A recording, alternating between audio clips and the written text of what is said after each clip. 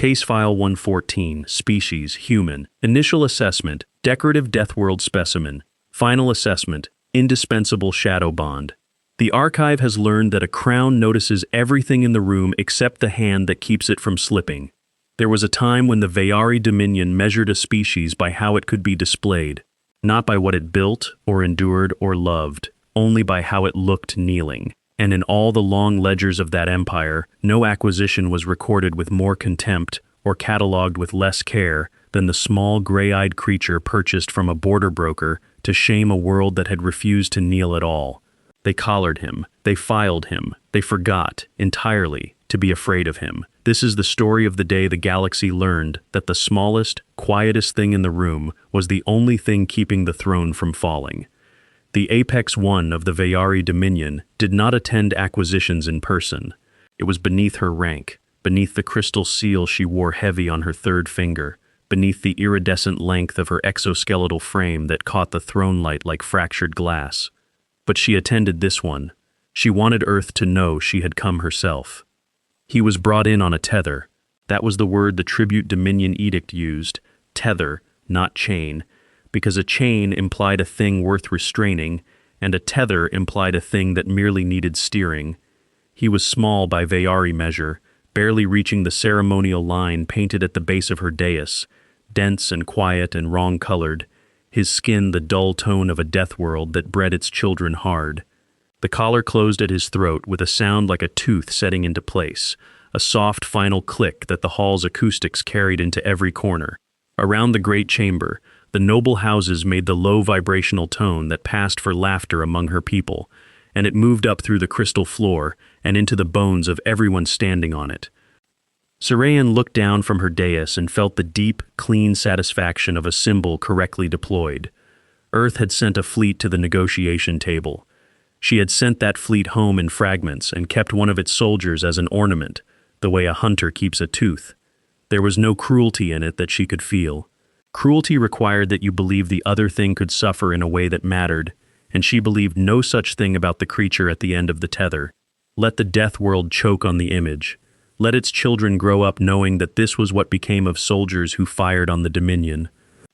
Per the Tribute Dominion Edict, the recording magistrate intoned, the words polished by 1,000 prior recitations, the specimen shall serve as living testament to the natural order of apex harmony, and to the correct place of lesser species within it.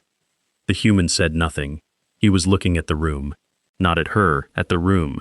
His gray eyes moved across the 8 entrances, measured the height of the vaulted ceiling, counted the spacing of the guards along the walls, and there was nothing frightened in the way they moved. He read the chamber the way a man reads a page he already suspects he will one day need to remember perfectly. She did not notice. Why would she notice? A possession does not study its owner's house. There had been 11 of them once, his unit, 11 soldiers put down on a border world to hold a line that command had already, in some distant room, decided to trade away, and he was the only one who had walked off that world, and he had not walked off it free. He did not think about the other 10 often, because thinking about them was a door that led nowhere he could use, but he thought about them now, in the moment the collar closed, and what he thought was the thing he always thought when a situation had gone as bad as a situation could go: not yet, not yet. A man who is still counting the exits has not yet lost. He counted the exits. There were 8.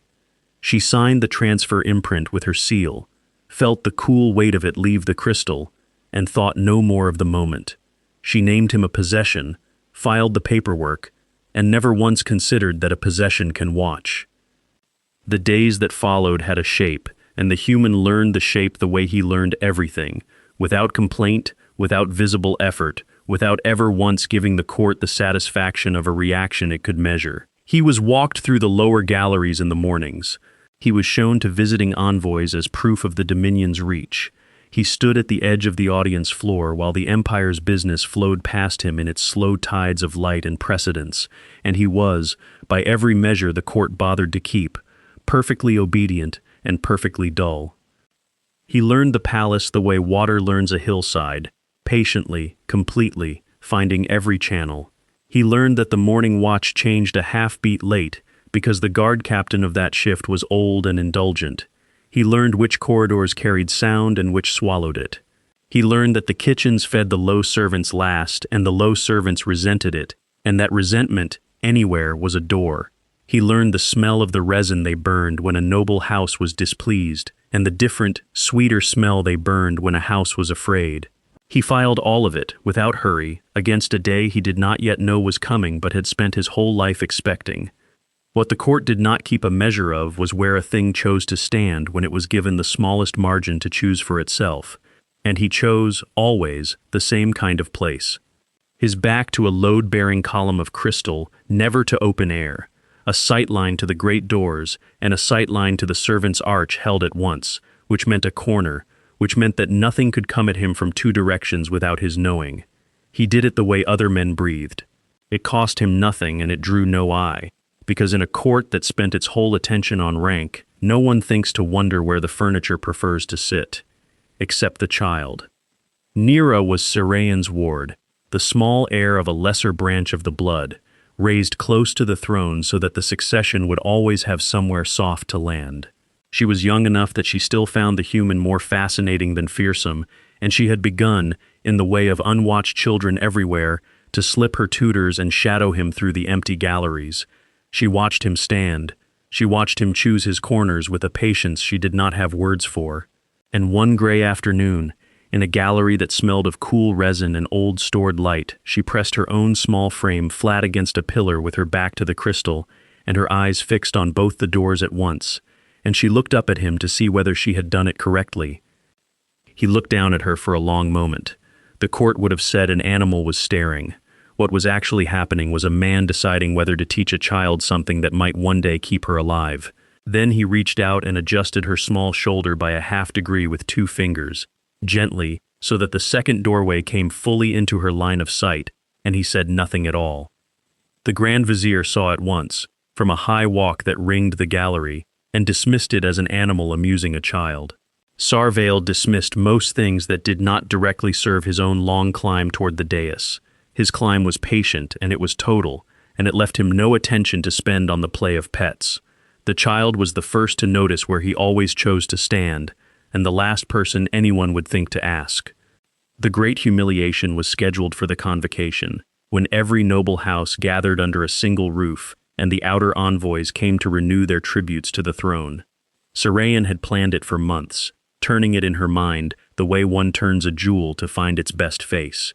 She would walk the full length of the throne hall with the Deathworld soldier led 3 paces behind her on his tether, and every envoy in the assembled Dominion would see with their own sensory crystals that the world which had dared to fire on her ships now trotted meekly at her heel. It was, she thought, an elegant kind of cruelty. It required no blood. It cost her nothing. It required only that everyone watch, and everyone would. The hall on the day of convocation was a cathedral of noise built to feel like silence. 10,000 rank crystals burned along its walls, each one keyed to a house, and the light shifted through them in slow tides so that the entire chamber seemed to breathe in and out. The air was cool and dry, and carried the smell of ozone and the rare burnt resins that only the Apex One was permitted to have kindled. The houses stood in their precedence zones, spaced by scent marker in ancient law, and did not touch and did not stray by so much as a step. When Serayan entered, 10,000 crystals dimmed and flared in a single rolling salute, and the low tone of 100 noble houses moved across the floor like a change in the weather. She let the human be led out behind her, and she watched the assembled faces of her empire drink the image in.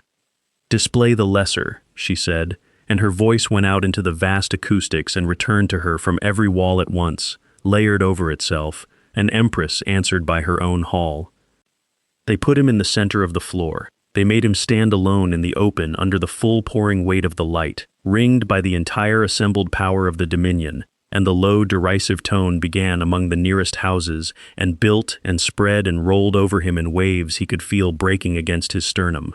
An envoy from a client species called out a jeer in trade tongue, and the hall took it up and made it enormous. Somewhere a house began the deep vibration that meant kneel, and the crystal floor caught it and pressed it up through the soles of his feet, an order delivered by the architecture itself. He did not kneel. He stood in the center of a room built for the single purpose of breaking him, and to every eye in that hall he was simply enduring it, a dumb, dense animal weathering weather it was too stupid to understand. But a man who has spent a career being looked at while other men decide whether to kill him does not feel a crowd the way the crowd desperately wants to be felt. He had gone somewhere behind his own eyes, into the flat, level, quiet place the training builds for precisely this. And from inside that quiet he was not enduring at all. He was working. He counted the houses that jeered the loudest and marked exactly where along the walls they stood. He counted the houses that did not jeer at all and marked those far more carefully, because silence in a room like this was not peace. It was information, and information was the only currency he had left. He found the guards whose eyes were on him and the guards whose eyes were on the doors, and he noted, without moving his head, that 2 of the door guards at the northern arch wore a house marker at the shoulder that did not match the post they had been assigned to hold. That, more than any jeer in the room, he folded up carefully and kept. The tone crested and broke, and Sarayan raised one long hand, and the hall dropped into the particular held silence of 10,000 creatures waiting to be told that they had been amusing to their apex one. She looked down from her height at her possession, fully expecting to find it diminished, made small and gray and finally afraid. She found it exactly the same size it had been when it walked in. He said nothing, and his silence was the loudest thing in a hall built for noise.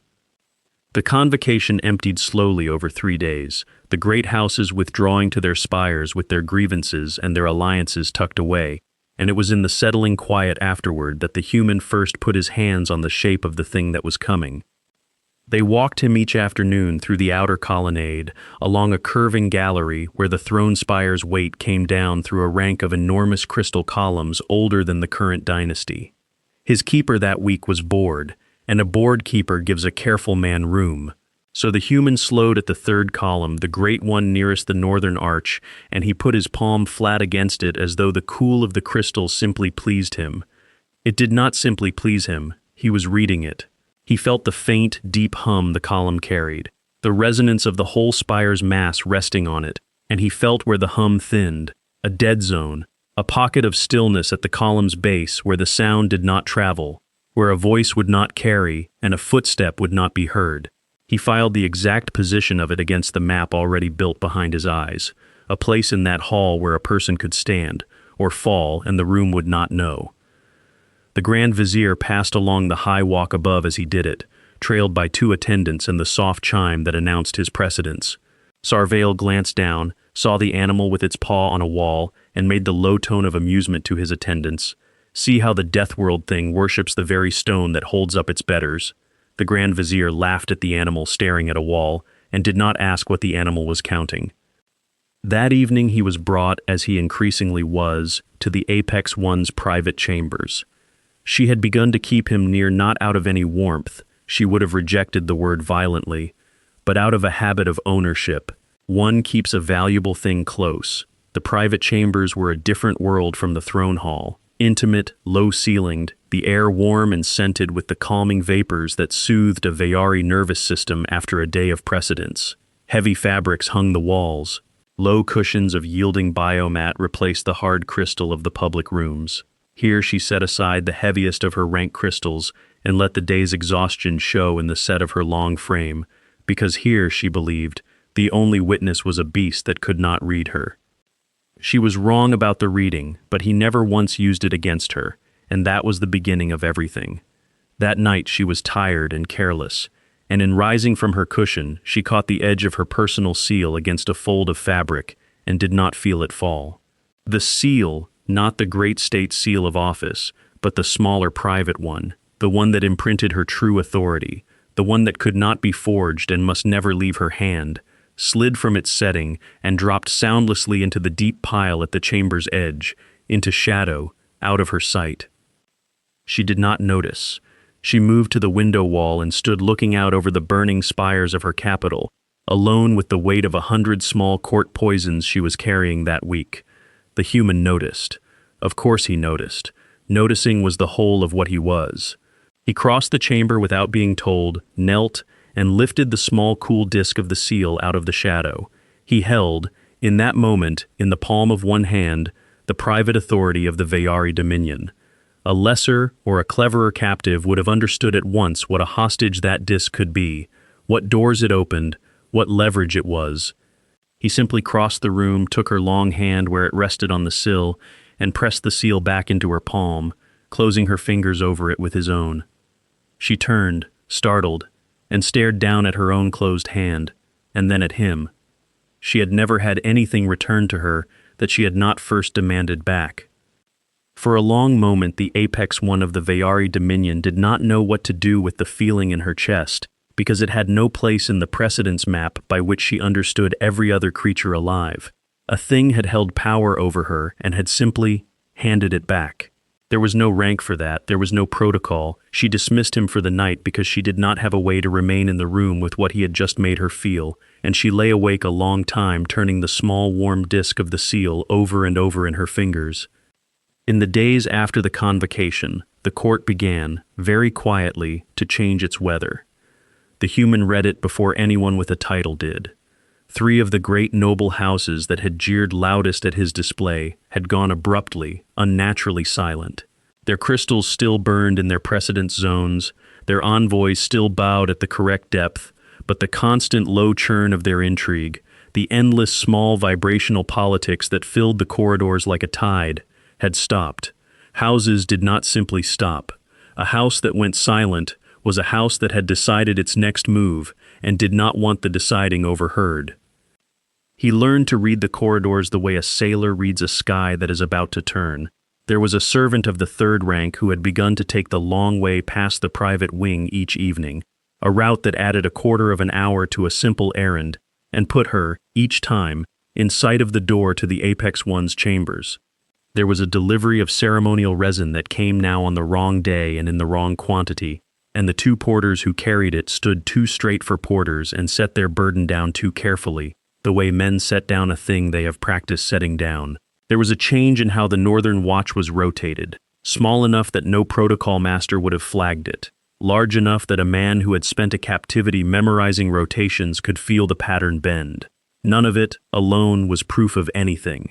All of it, together, was the shape of a hand closing. He watched the northern arch.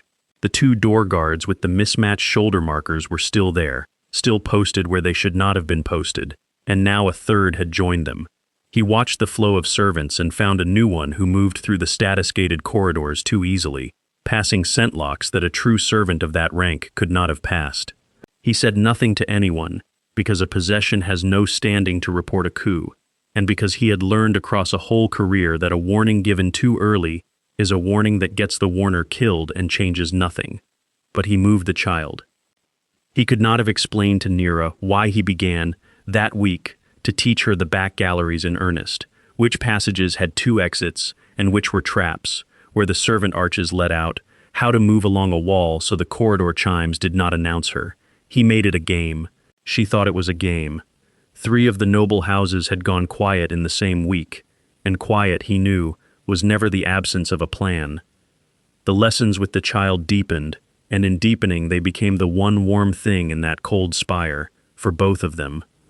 She would find him in the mornings now, deliberately, having learned to lose her tutors on purpose. She brought him questions in her bright, unguarded voice. Why do you stand there? Why do you look at the doors?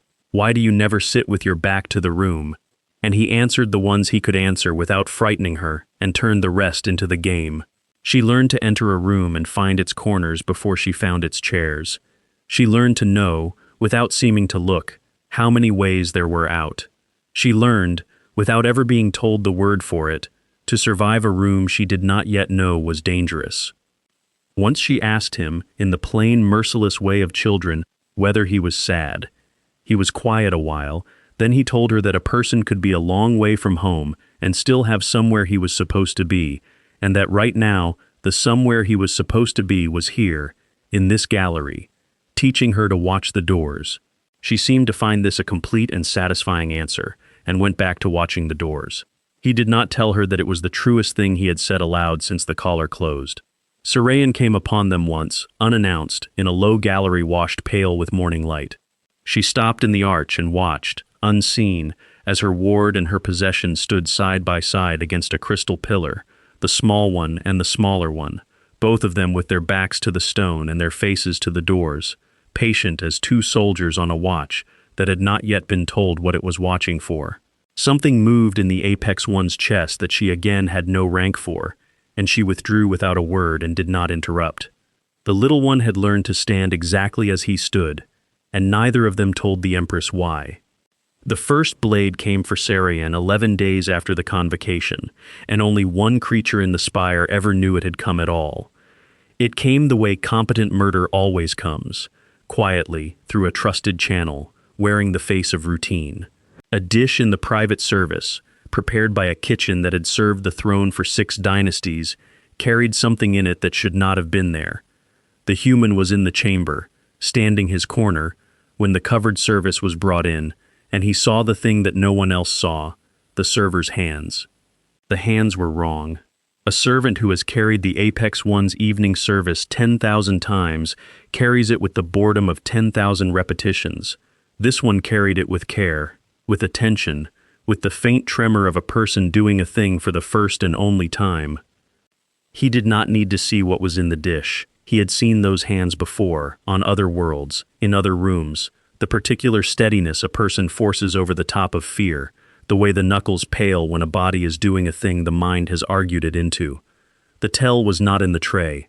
The tell was never in the tray. The tell was always in the person, and he had spent a lifetime learning to read persons. He crossed the room before the cover was lifted. He did not raise an alarm, because an alarm would have brought guards, and he did not yet know which guards. He simply intercepted the service, took the cover in his own hands under the pretense of the pet performing a trick of obedience, and in the turning of it, managed to spill the whole of it across the crystal floor, where it hissed faintly against the stone, and left a mark that the cleaning vapors took an hour to lift. Sarian was annoyed. She struck him, once, open-handed and hard, for his clumsiness, and the blow rocked his head and split the skin at his cheekbone, and he took it without a sound, and without lifting a hand, because a clumsy pet is a story the court will accept, and a pet that blocks a knife is a story that gets a war started early. The server was beaten for the waist and dismissed, and vanished that same night beyond anyone's reach, which told the human everything and told the court nothing. By morning the danger was gone, the credit was someone else's, and only he knew a threat had ever entered the room at all. He tried, once, to tell her. It was 3 nights later, in the private chamber, the cut on his cheek gone to a thin, dark line, he broke his own long silence, which he had held since the day the collar closed, and he spoke to the Apex One of the Veyari Dominion in her own trade tongue, low and level, and without any of the animal she expected. He told her that houses had gone quiet. He told her that guards stood at the northern arch who did not belong to it. He told her that the spilled service 11 days past had not been spilled by accident, and that the next attempt would not fail because it was clumsy, because the next one would not need to come near her hand at all. She heard a talking animal, and it frightened and offended her in equal measure, and the fright made her cruel. She told him he was a beast that had learned to mimic speech to save its own hide. She told him his fear-mongering was the last performance she would tolerate. She told him that the Dominion had stood for 9,000 years and would not be lectured on its safety by a thing she had bought to humiliate a lesser world. He told her the truth, and she chose, for the last easy night of her reign, not to believe him. The second attempt came 4 nights after that, and it did not come near her hand at all, exactly as he had promised. It came for the air. The private chambers were kept breathable and calm by a slow exchange of the scented vapors through vents set high in the crystal, and it was into that exchange, high and unwatched and beneath anyone's rank to inspect, that the thing was introduced. The human woke in his corner in the deep of the night. He had trained himself years ago to sleep the way a creature sleeps when something is hunting it, in thin layers, surfacing at wrongness, and he woke because the smell was wrong. Under the familiar sweetness of the calming vapor, there was something flat and faintly metallic, something that did not belong, something that thickened by the breath. He did not think. Thinking was for the afternoons, for the reading of columns and the counting of houses. In the moment itself, there was only the body doing what a decade had built it to do. He crossed to the sleeping Apex One, and he did not wake her gently, because there was no version of this that was gentle. He pulled her from the cushion and got her low, below the level of the vents where the heavier clean air pooled, and he put his own body between her and the room and got the great scented hangings down from the wall and pressed them to the vents to slow the exchange.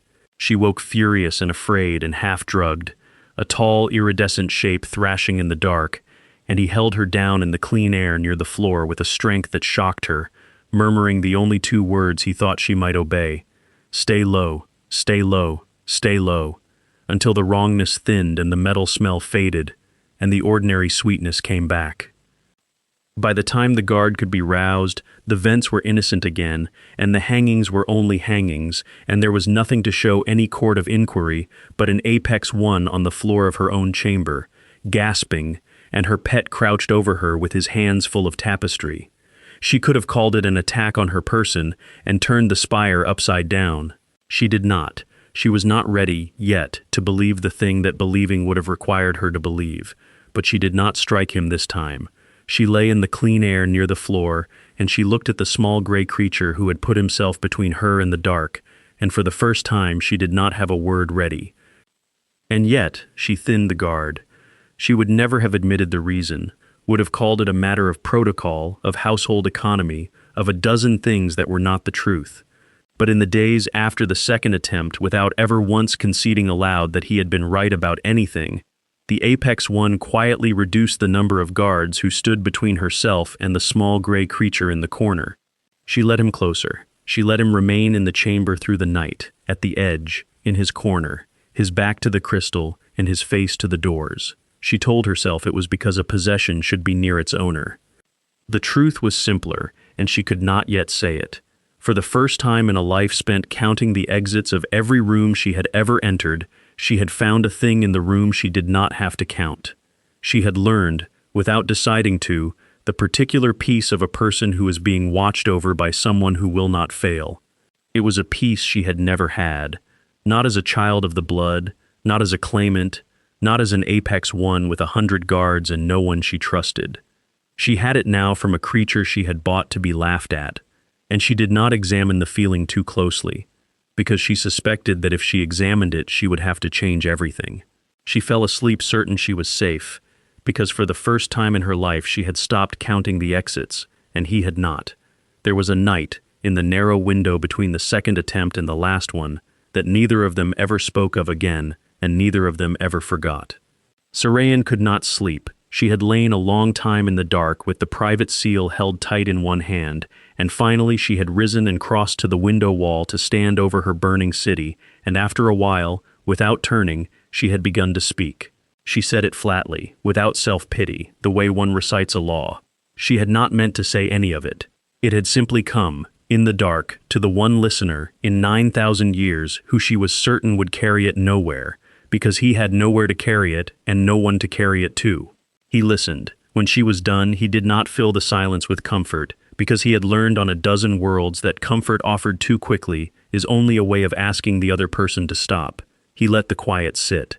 And then he told her, in his spare, low voice, a single true thing back, that he had commanded 10 soldiers once, and lost all 10, and that the reason he counted exits in every room he entered was not fear but the 10 of them, that a man who has failed to bring people home does not ever again walk into a room without knowing every way out of it. He did not say it to move her. He said it because she had given him something true, and the only honest currency for a true thing is another true thing. She turned from the window and looked at him for a long moment, the small gray creature sitting in his corner with his back to the crystal, and something in her face that had been held rigid for a very long time let go, just slightly, just enough. Neither of them moved toward the other. Nothing was declared.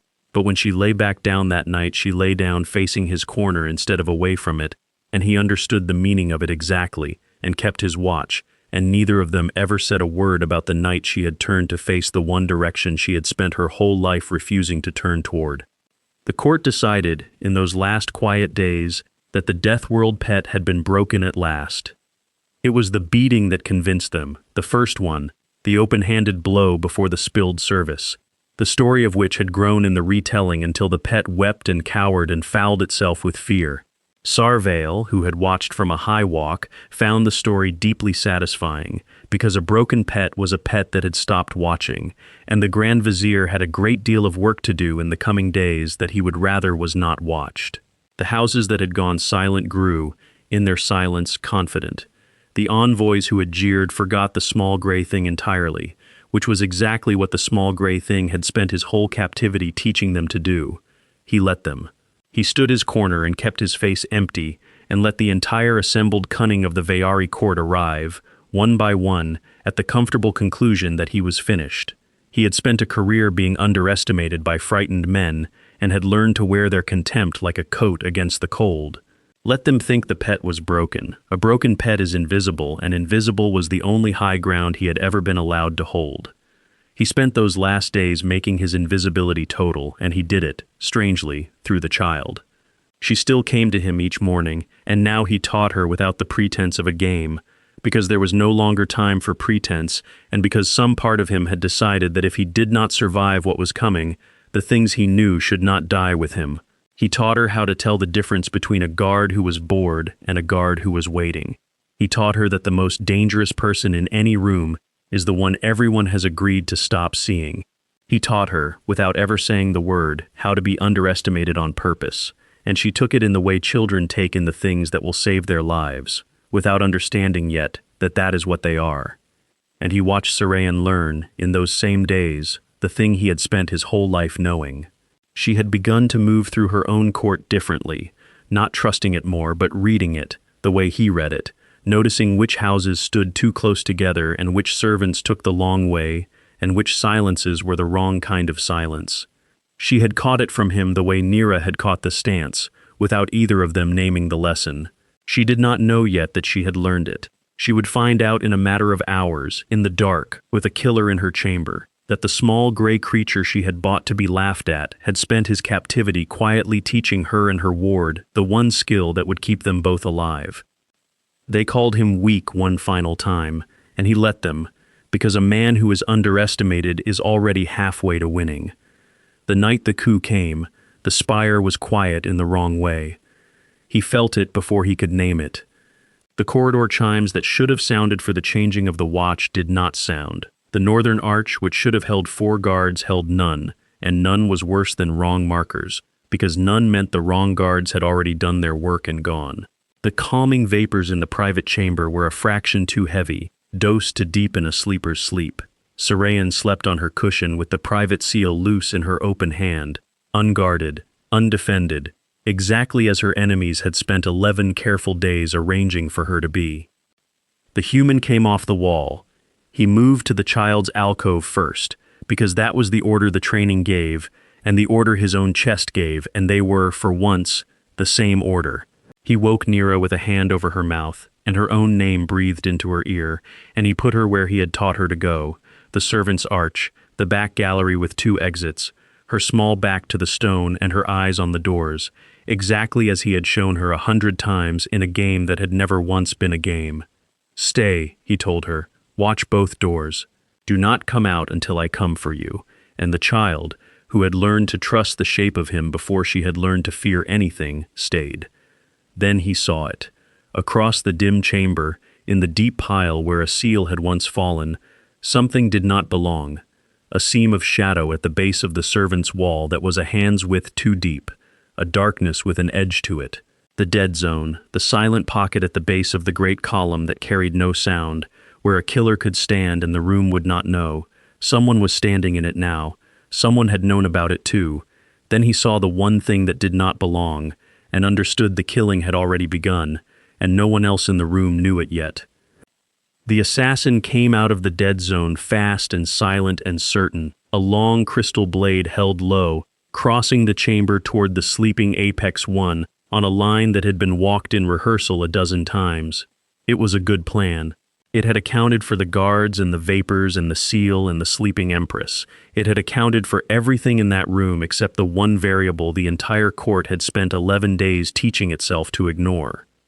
The human was already moving, and he was moving toward the column. He did not go for the blade, because a man his size does not win a straight contest with a longer, faster frame and a longer, faster weapon, and he had never once in his life fought a fight he had not already arranged to win. He went instead for the thing he had read with his palm a lifetime of afternoons ago, the load-bearing column and the dead pocket at its base, the one place in the room where the architecture itself would do what his own arms could not. He reached the assassin at the column's foot in the silent zone, and he used the killer's own speed and the killer's own momentum and the cruel, unyielding density of his death-world body, and he put the tall, iridescent frame into the crystal at the exact angle the stone was hardest and the exoskeleton was most brittle, the way one drives porcelain into stone.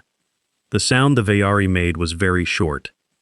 Serayan woke to it, to the single sharp report of the thing breaking, to the sudden absence of the too heavy vapor as the chamber's air moved, to the small gray creature standing over a fallen assassin at the base of her own throne room column, breathing hard, entirely calm, a long crystal blade held now in his own steady hand and pointed at the floor. She rose from her cushion. She saw the mismatched shoulder marker on the dead thing at his feet. She saw the servant's arch where her ward should have slept, empty, and she made a sound she had never made in her life. And then she saw Nira's small face at the edge of the back gallery, whole and safe and watching both doors exactly as she had been taught, and the sound died in her throat. And the Apex One of the Veyari Dominion looked down at the small, calm creature she had bought to humiliate a world, and found she could not breathe. They were not finished. He knew they were not finished, because a coup that had committed a killer had committed everything, and a plan this deep did not end with one blade. He crossed to her fast and spoke low and level, the animal entirely gone from his voice now, and he told her the truth she had refused 11 days ago, and it landed this time in a woman who had just watched it happen. There were more coming. The northern arch was theirs. The vapors were theirs. Her own guard could not be trusted, and there was no time to learn which parts of it could. There was one way out of the private wing that the court did not have mapped, because it was a servant's way, beneath rank, beneath notice. And beneath notice was the only country he had ever been given to live in, and he had mapped every inch of it. She looked at him. She looked at the blade in his hand that he had not turned on her in the one moment of his whole captivity when turning it on her would have freed him and ended a dynasty and won a war for his own dead world with a single stroke.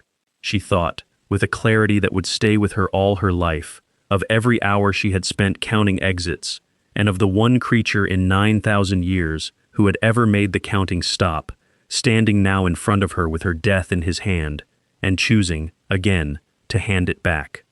And then Serayan did the thing that no protocol in 9,000 years of the Veyari Dominion had a rank or a precedence or a word for. She took the small private seal from where it lay in her open palm, her true authority, the disk that could not be forged, the imprint that turned a word into an order the whole empire had to obey, and she pressed it into his hand and closed his fingers over it with her own, exactly as he had once done for her. "Whatever you need," she said, "whatever it takes, in my name." She pressed her seal into his hand, her whole empire, her every command, into the palm of a thing she had once led on a chain. What followed, they did together, and the court never fully understood how it had been undone. He moved her through the servant's ways with the child between them, along the beneath-notice country he had spent a captivity learning, past scentlocks he had watched a false servant pass, and now passed himself with her seal, into the one place in the spire the coup had not thought to hold because it held nothing worth holding, the deep service galleries, where the true servants were, the ones the great houses had spent 9,000 years teaching themselves not to see, and the servants, who had watched a small gray thing be paraded and beaten and had seen, in the seeing, one of their own, closed around the Apex One and her ward, and hid them in the one part of the empire had forgotten it owned. He asked them for very little and they gave him everything, because he had never once, in all his months of captivity, looked through them the way the blood looked through them. He knew the name of the woman who ran the night kitchens, and the name of her son. He knew which porter had a bad shoulder, and had carried a load one-handed to spare it. He had, without ever intending it as strategy, spent a captivity being the one high-placed creature in the spire who treated the invisible people as people, and now, on the one night it mattered, the invisible people were the only army left standing that had not been bought. He had not planned it. He had simply been himself in front of them, day after day, and it turned out that being decent to the people no one watches is its own kind of long game. From there, with her seal in his hand and her authority in his mouth, he took the spire back the way a careful man takes anything, quietly, from beneath, one true guard and one loyal servant at a time. He did not storm the throne room. Storming was what Sarvale expected, what the coup had braced for. Every loyal blade it could find turned outward toward the grand doors, waiting for a countercharge that would never come. He came the other way. He came the way the water came, up through the servants' channels, through the kitchens and the laundries and the deep galleries, where the true people of the spire moved unseen, and one by one he unmade the coup from the inside of its own certainty. He sent the night kitchen mistress with a sealed word to the garrison mother of the lower barracks, a woman of no house who had risen on competence alone and had therefore been passed over by every faction that only understood blood, and she brought 200 blades who had never been asked, because no one had ever thought them worth the asking.